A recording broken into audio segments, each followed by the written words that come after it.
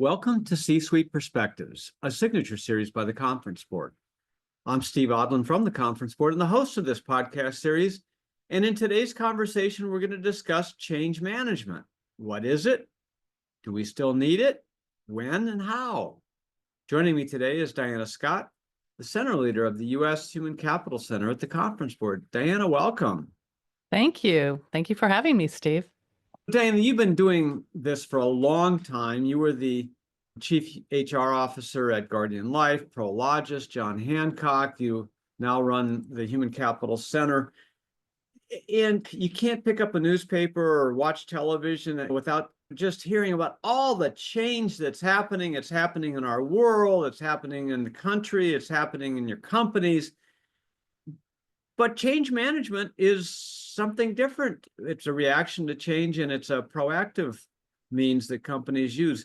Talk about what it is and why it's important.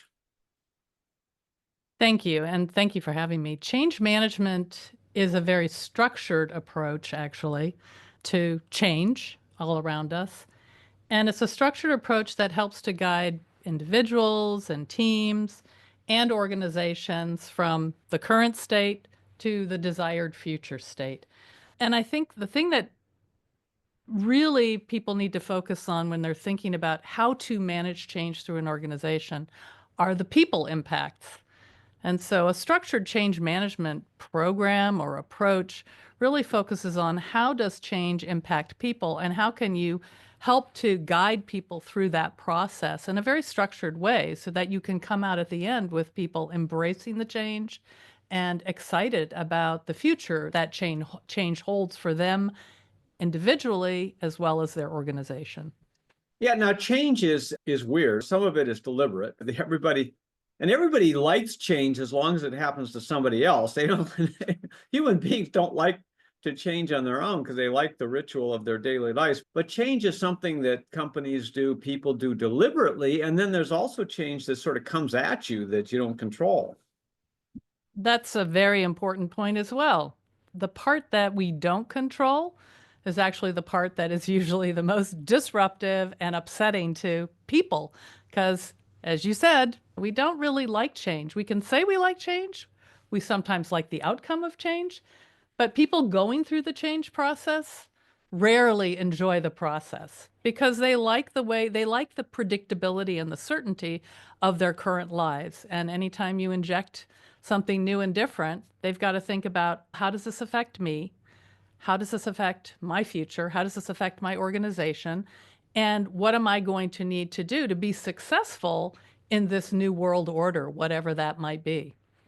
And so when you're talking about change management, it is about both how do you react to what's coming at you and how do you deal with that, but then also how do you affect change so that there's a proactive and reactive aspect to change management. Absolutely. And I think to the point that you made earlier, there are things that we do and decisions we make as leaders of companies to change the way we do business, to change the market, to change the technology platforms we work with, to change the organizational structure, whatever. There's a lot of change that happens, and we as leaders control that. There's also a lot of change that happens external to an organization that has to do with market dynamics, geopolitical changes. We're in the middle of a lot of change right now that most of us have absolutely no control over. And yet, as leaders, we need to guide our organizations through it, and we need to get our people to understand what they can control, what they can't control, and how they can help themselves and the organization navigate through this. Now, this term change management's been around a long time. I remember hearing it a few decades ago, and it was a strange word that came about, and then it faded away. Talk about the history of the concept of change management. Change management was very popular sort of at the end of the last century, the 20th century. So it is more than 20 years, and became a real discipline because I think people realize that if you can move an organization through a change process in a more systematic way, you're going to have more successful outcomes at the end. But I think the fact that you don't hear about it as much doesn't mean that it's not necessary or that it's not happening.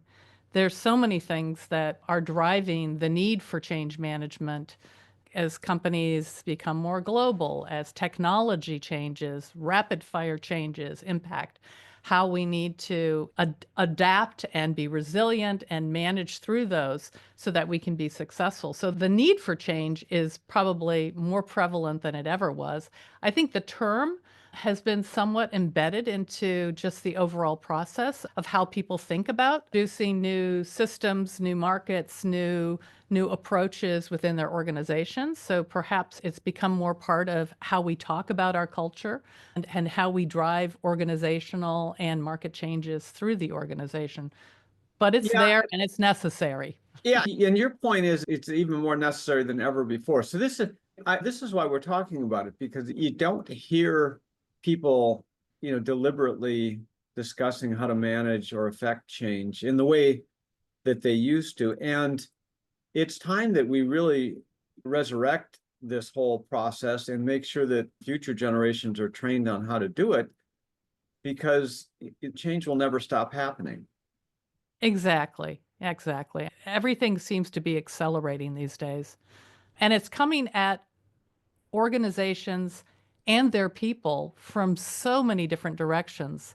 So it's not a mono approach to things. You really have to be able to adapt to elements that are changing all around you and figure out how to systemically bring them together and figure out what you can control and what you can't control and do some scenario planning around what ifs. What if it works this way, goes left, or goes right? And all the different elements are not always predictable. So that adaptability and that resilience that we very often talk about now, which is so necessary for leaders, right down to frontline managers, is really part of having, if you're effective at change management, those are the things that you're going to address now. So give us some examples of the kinds of situations that require deliberate change management. The most obvious one is probably technology change. When you're implementing a new technology system, we're all talking about AI right now and the impact that's having on organizations, the opportunity it presents to perhaps improve productivity, to make people's jobs more interesting. But to get people to actually adapt to that change requires the modeling of the behavior, it requires training, it requires leaders really setting the example, and it requires just a more organized approach to how you handle the entire situation. Yeah, and it needs to be deliberate. There needs to be a plan. You need to work it out. There needs to be dates. There needs to be steps. All of these kinds of things that you don't think about. You don't hear anybody talking about that. Or you just hear AI, AI, Yes. like old McDonald's farm, AI, AIO. But it just goes on. But in order to really carry this through a company in an orchestrated fashion and make it work and make it be more productive, there needs to be training. There needs to be a deliberate rollout. Some people love this stuff, pick it up. Some people don't. But you need to deal with people of all different kinds of styles. It's also cultural, Diana. There are certain cultures around the world, if you're in a global business, that are trained and prefer to be told what to do, and leaders need to do that. Others are more organic. They say that Americans like to color outside the lines. It is not just one way of doing things. And so change management, when you're thinking about affecting a different process or implementation of new software or practices, you can't just say, okay, there's one way to do things. We're just going to throw it out there and have people follow it. You really have to have, as you said, you have to be there for people who read and learn that way, people who hear and learn that way, people who have to experience things. And then it's a repetition. You have to do it over and over again to make sure these things are seated in an organization. Exactly. And I think the fact that we recognize that people are so different is a strength that organizations have now today. Diversity, we see diversity as a strength. Different approaches, different ways of thinking. You really want to have a team that is diverse. But to your point, that also means that you have to recognize that one size does not fit all. And so as you manage change through an organization, you have to approach, how you do that potentially differently to different types of audiences because they're going to embrace change in different ways. They're going to learn differently. And that's gonna require that you have a very nuanced approach to how you manage this through an organization. And very often in the past, when change has not been done effectively in an organization, it probably had to do with the the leadership not recognizing that you can't just jam it through one way. It really is important to bring people on board. And when you have people's buy-in and they get excited about it and you're able to find champions within your organization, that's when change really works effectively in pushing it through an organization. So what do you think of as the key steps in affecting change management? It doesn't matter what kind of change you're implementing. It could be technology, it could be restructuring your entire organization, it could be some sort of process overhaul, or maybe you're even trying to change your entire culture. You really need to step back first and say, okay, why are we doing this? What is the need for this change and why are we doing it? And what are the things that are what are the desired outcomes and what are we going to need to do to actually drive this through the organization? So it's stepping back and assessing for starters. So being thoughtful about it. And then I think you really do need to just develop a roadmap. You need to understand what are your goals, what are the timelines that you're trying to affect. This doesn't need to take a lot of time either. You can do this pretty quickly, but it's important to go through these steps. And then you need to think about your stakeholders. Who are all the different stakeholders? And what are the differences in how they might see this change? Because in the end, you've got to be able to get a message to them of why are we doing this and how is this going to benefit you or your part of the organization? And what is the change that's going to be required? And make sure that they see themselves in this change and they can understand the rationale as well as the impact and the outcome that's desired and how it's going to impact them. What's in it for me? Not that we're all inherently egotistical, but the what's in it for me becomes really important. And then you just have to execute, and you have to execute flawlessly. You have to say, okay, I made a plan. Now let's go through and actually implement this change to the organization. And let's make sure that we're reviewing constantly so that we're seeing, is it working the way we thought? Are there any changes that we need to make as we go through this process? And then in the end, how effective was it? How do we measure the actual success of this particular change? We're talking about change management and organizations. So we're going to take a short break and be right back. Welcome back to C-Suite Perspectives. I'm your host, Steve Odland from the Conference Board, and I'm joined today by Diana Scott, Center Leader of the U.S. Human Capital Center at the Conference Board. Diana, before the break, we were talking about how to implement the change, and you talked about needing to have a plan, timetables, specific steps, dates, and all of that. But you can't just throw it out there. You can't just then go do that and do it once and it's done. Because there's this whole thing about people need, in order for it to be taken serious, anything in an organization to be taken seriously, they have to hear it in multiple ways and repetitively over and over again. So there needs to be a lot of different ways to do this. As I've watched you implement change, you do it in group settings, you do it one-on-one, you write it into objectives, you do brown bag lunches to talk about it, you have people discuss their own experiences. I mean, talk about all of these different mechanisms that you've found successful.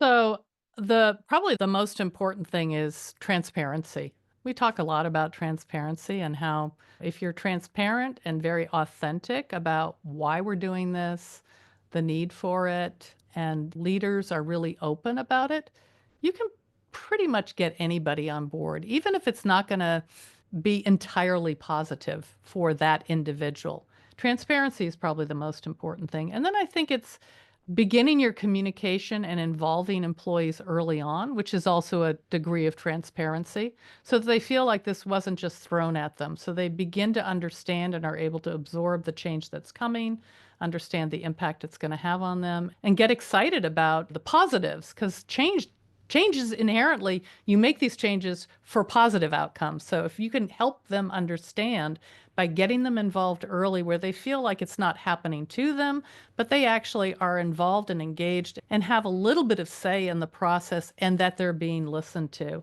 I think if you do those well, and then you provide what we talked about earlier, support, training, you want to make sure that you give them all the tools that they need to be successful in adapting to the change, whether it means they need to learn new skills, they need to understand a new organizational structure, they need to understand a new market, they need to use new tools and technology, their job is fun, whatever it is, you're giving them support and training and you're showing them that you have empathy for the fact that they are having to go through this change. But that kind of support is really important. And then again, back to transparency, I think it's as issues arise along the way, we have to be listening really carefully to our employees and all the stakeholders and say, what are your concerns? And address them quickly so that they can feel heard again. Yeah, now one of the tools that companies have found useful in implementing change is the RACI tool. RACI is an acronym. If you could, just describe the tool, what it is, what each of the letters stand for, and why it's useful. So RACI is a very good framework for ensuring that the roles and your responsibilities are very clear in any kind of implementation or in any kind of structure where work is getting done across a number of different teams. So the R stands for responsible. Those are the people that, really are going to be held responsible for getting the work done. Accountability is the A. Who is accountable? Typically, those are folks higher up in the organization who are providing the vision and making sure that things are properly resourced. C is consulted, meaning you're going to be consulted for your expertise, but that's it. You're not going to be responsible. It will be taken into account and incorporated, but you shouldn't expect that you're going to be the decision maker. So I think that's important as well. And then the I stands for informed, where you're going to be informed because you're potentially impacted, but you're really not held accountable or responsible for it. But you also need to understand that other experts are perhaps driving the process. So you need to be informed and figure out how this impacts you in your own organization.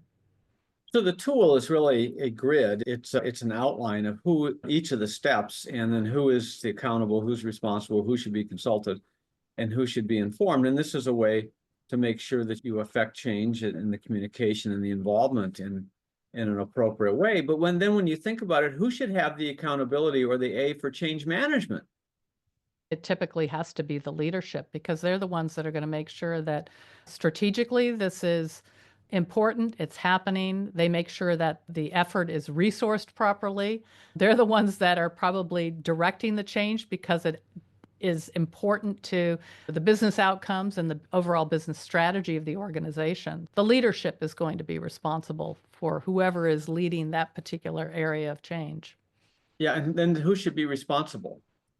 I think that really is going to lie in the people who are change managers, but it's the management. It's more of the frontline management and the team of individuals. Sometimes it is within HR that is helping guide that change to the organization, working with the managers to ensure that the communication is happening, that the training is properly set up. So depending on which aspect of the change you're talking about, it could shift slightly, but it's typically those that are charged with putting together an effective change management approach.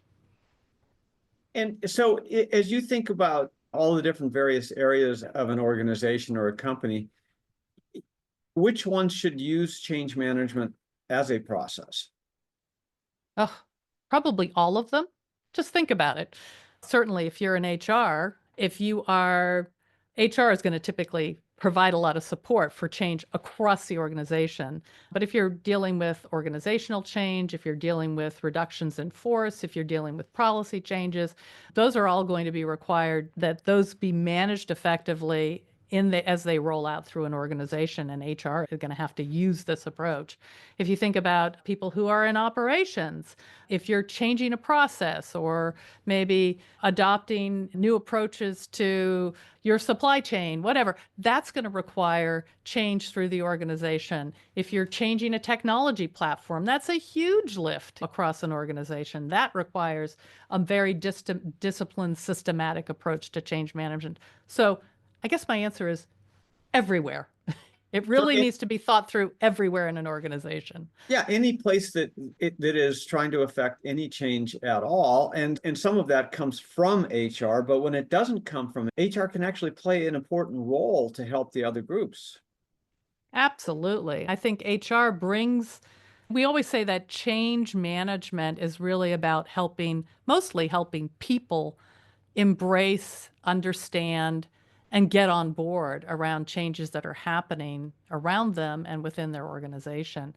And the HR organization is really charged with understanding the people aspects, not that they are responsible solely for those, because frankly, we all are responsible for, all managers really need to feel responsible for their people.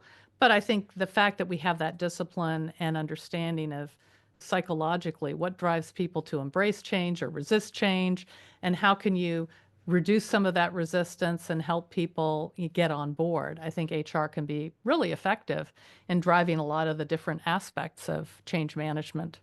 Yeah, and this is where if you're a business leader, you're running a business unit or whatever, you really need to tap into your HR colleagues to help you with this. It's communication, it's process, it's all of these things. You can't just throw something out there and expect it to take. You really have to manage it very directly and deliberately. And this is a role that I think HR professionals really are best at. Yes. One of probably the most important things that an HR organization can do, working with a manager who's implementing some major change in their organization, is to help the manager assess how ready the organization is for this change. Because again, if you can predict where the pockets of resistance are going to come, what the major aspects of the change are, and how they're going to impact individuals within the organization. How is it going to change the structure? How is it going to change what skills are necessary? And do we have those skills today? Where are those going to come from? How effective are we at communication? And how do we need to support the communication process? Are the frontline managers ready for this, and do they have the skills necessary? That assessment of change readiness is such an important part of that upfront step, and the HR organization typically is best equipped to help managers think through that. So that's the upfront stuff. And then you have the deliberate plan that's being implemented, but there's also a need then to track that as you're going to see how it's going. And this too is a very, very important place for HR executives to intervene. Absolutely. And I think how you measure it is important.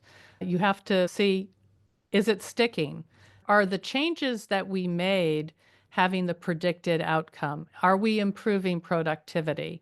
Have our turnover rates gone up or down? So you have to get a sense of, is this change accepted? And are people more productive? Are they more engaged? Are they delivering better business outcomes? Whatever the intent of the change was in the first place, whether it was a technology change or an operational change or a market shift, you need to understand what those outcomes are. And I think that's the important part, because you need to then course correct along the way.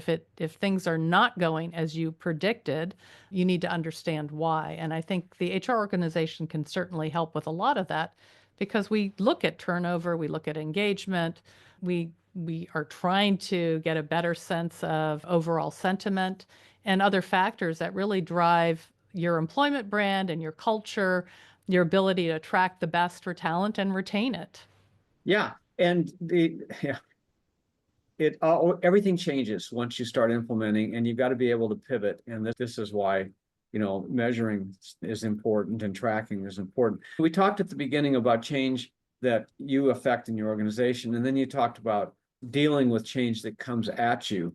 We're in a situation now, we're in a world where change is coming at us very quickly. And we don't think about change management as something that we deal with about change that comes at us, but it's really important that HR professionals think about what's coming at the organization from the environment, as you said, the political environment, policy environment, geopolitical stuff, and to help people deal with this changing environment. Talk about that.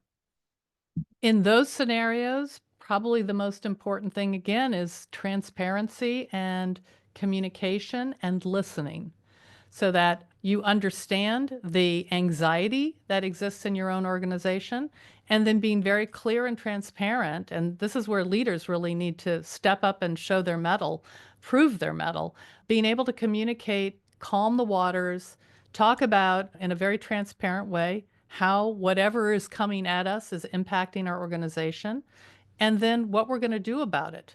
And also settle people down so that they can remain focused on, okay, I don't have any control over this, but what are the things that we do have control over that are going to allow us to settle our organization, make sure that we're doing everything we can to secure the revenue and meet our plans as we can, but make sure that even if we can't do all of that, what's the path forward then? And when we come out at the other end, because I think, again, reminding people that the world works in cycles, and we've been through many cycles before. We talk about the black swan and the gray swan events, and we can look at a list of all the black swan events and say, you know what? They happened. They were horrible when you were in the middle of it.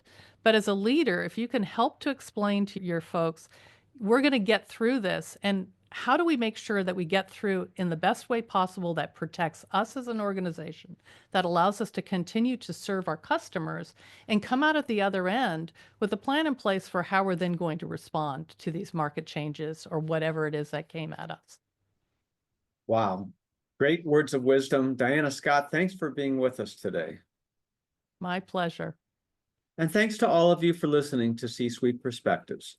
I'm Steve Odland, and this series has been brought to you by the Conference Board.